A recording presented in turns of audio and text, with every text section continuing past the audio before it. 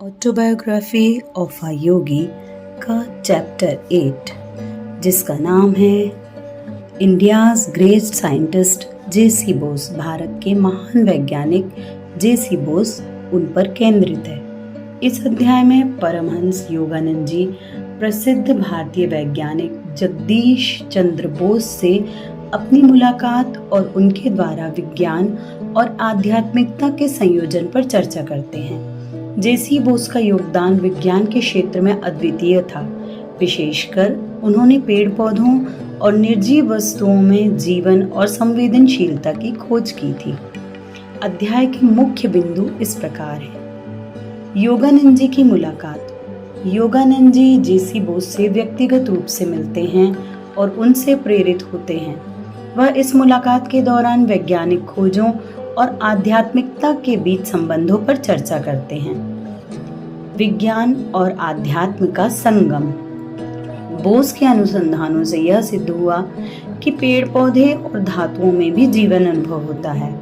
यह खोज उस समय के पारंपरिक विज्ञान के लिए एक अद्वितीय अवधारणा थी, जो निर्जीव और सजीव वस्तुओं के बीच स्पष्ट अंतर रखती थी।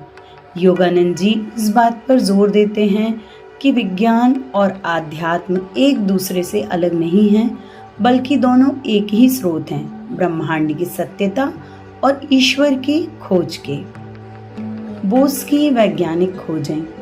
जे.सी. बोस ने साबित किया कि पौधे दर्द और खुशी महसूस कर सकते हैं और उनकी मशीनों क्रेस्कोग्राफ ने यह दिखाया कि पेड़ पौधों में भी जीवन की प्रतिक्रियाएं होती हैं।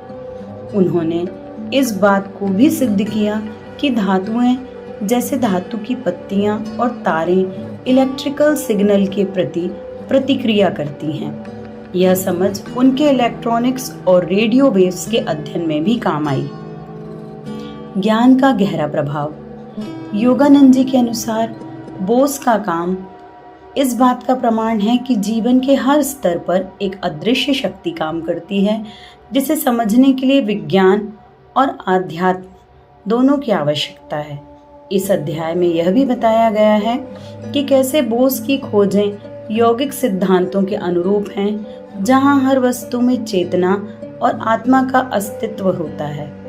बोस का दृष्टिकोण। बोस ने वैज्ञानिक तरीकों से यह बताया कि पूरी सृष्टि एक ऊर्जा और चेतना का परिणाम है।